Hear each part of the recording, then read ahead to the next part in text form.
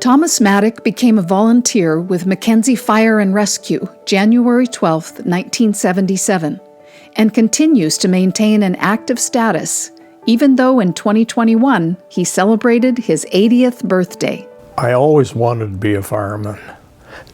And then this area was annexed into what was then called the Thurston-Walterville Fire Department.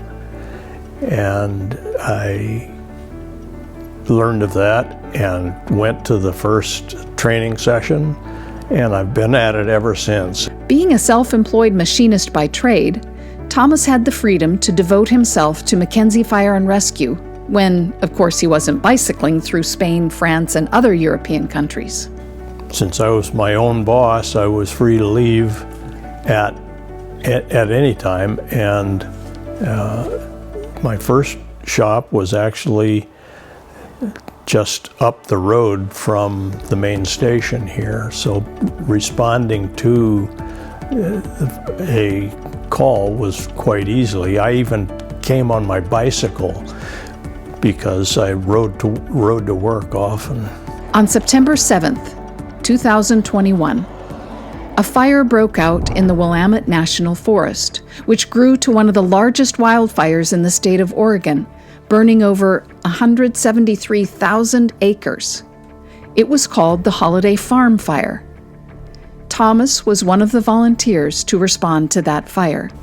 I responded with another volunteer in a Type 6 truck.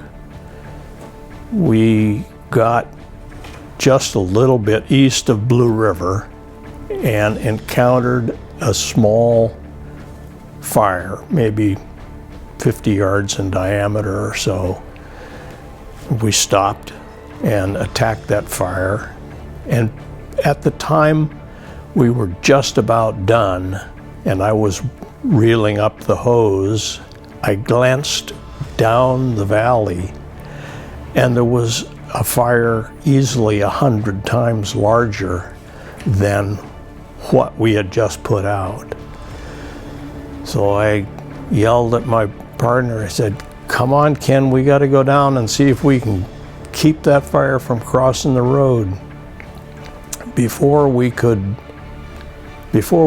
leave where we were, that fire was across the road, and it seemed like the whole valley was on fire. A call came to go assist some folks who were trapped in their driveway. So we turned around and headed east. We were the nearest unit to that. We headed east and we were met with a wall of fire that seemed to be spanning the valley. I think the most frightening thing that's ever happened to me in my life was seeing that wall of fire coming right at us and then turning around and fleeing. It became obvious right away that where we were was soon not going to be a safe place to be. So I suggested that we go to the community track, which is a large, open, green area. So we went there, we broke open the gates and drove onto the center of the track, and many residents also saw us there, and they came there as well. I don't know how many people actually ended up being there, but there were lots of people, lots of cars, and that became our command post until we started getting the assignments to ours was to go to the Mormon church and the school.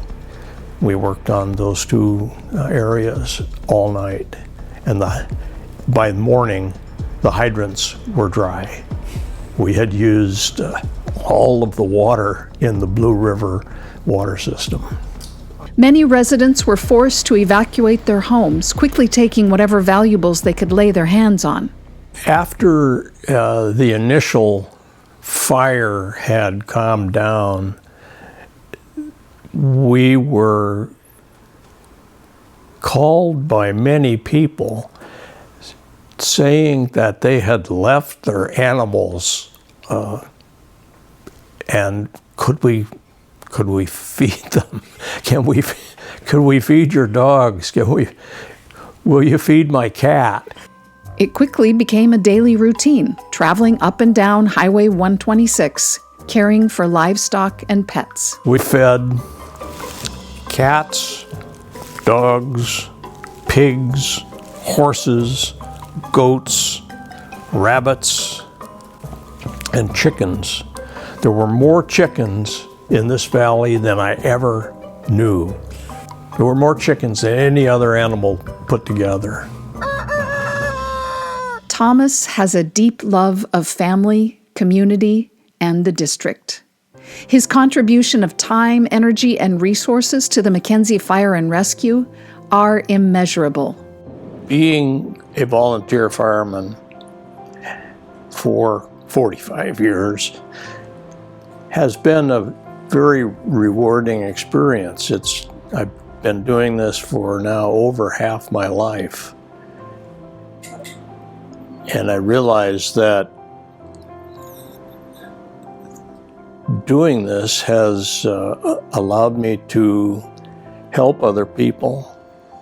I'm sure that every time we go on a call, be it a motor vehicle accident or a house fire or a field fire, the people who are involved, who have called us, are thankful that we show up. So that has been a rewarding experience to be able to help people in that manner.